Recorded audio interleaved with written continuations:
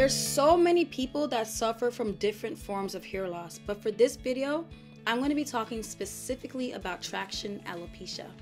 Traction alopecia is a gradual condition that will lead to permanent hair loss if you don't do things now to prevent it.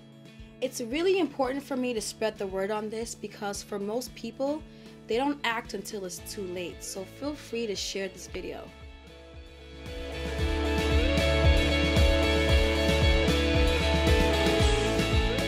Early signs of traction alopecia often start showing around the areas where you have more fragile, thinner hair strands called vellus hairs, like the temple and the nape areas.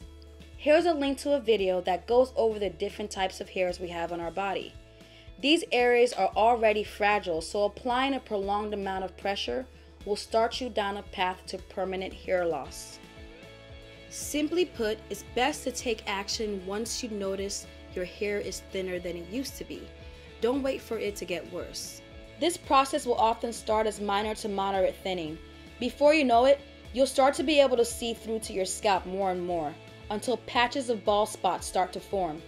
In most cases, this is the point where you start to experience some permanent hair loss.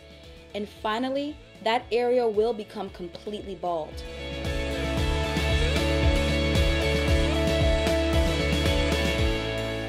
The progression to traction alopecia is gradual, and your course of action depends on what level your condition's in. For easier understanding, I've grouped the stages into 3 levels. There's the beginning stage, the mid stage, and the advanced stage. In the beginning stages of traction alopecia, you notice a minimal amount of thinning.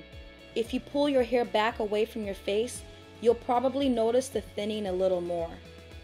Your hairline is still intact, and you cannot see through to your scalp. If you catch it at this early stage, reversing it is simple. Think back and recall everything you've done to cause any kind of strain to your thinning areas. Some common causes are tight braids, tight scarves, tight hairstyles, not wearing a scarf at night, and certain face creams touching your hairline. Once you've identified what it is, remove it from your hair regimen for about 3 months.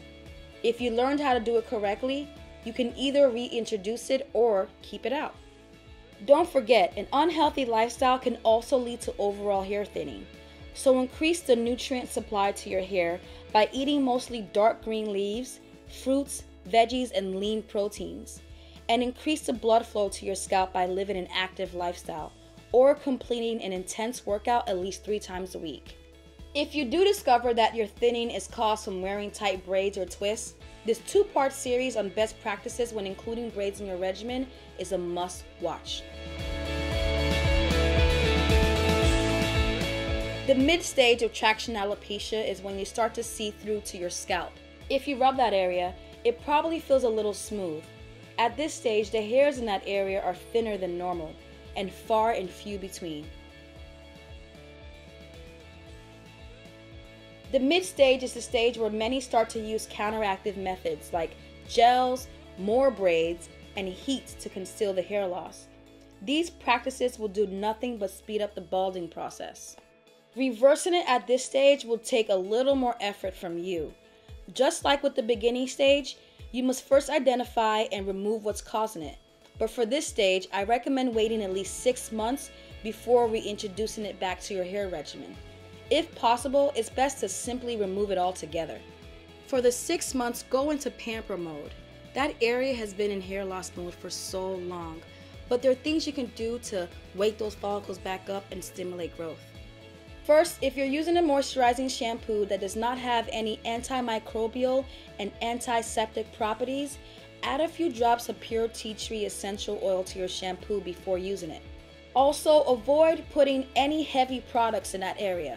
Thin edges can be very dry because when a hair follicle is dry due to injury from tension, not only does the hair bulb shrink and retreat, your sebaceous glands also shrink and eventually stop working. Without sebum, it's nearly impossible to prevent your already thin vellus hair strands from breaking. So it's important to keep that area moisturized, which is tricky because even a small amount of product buildup can cause breakage to already thinning edges. So I put together a simple regimen for safely balancing your moisture levels for mid-stage thinning edges. But we ran out of time. I'll see you in the next video where I'll explain in detail how to safely moisturize your thinning edges.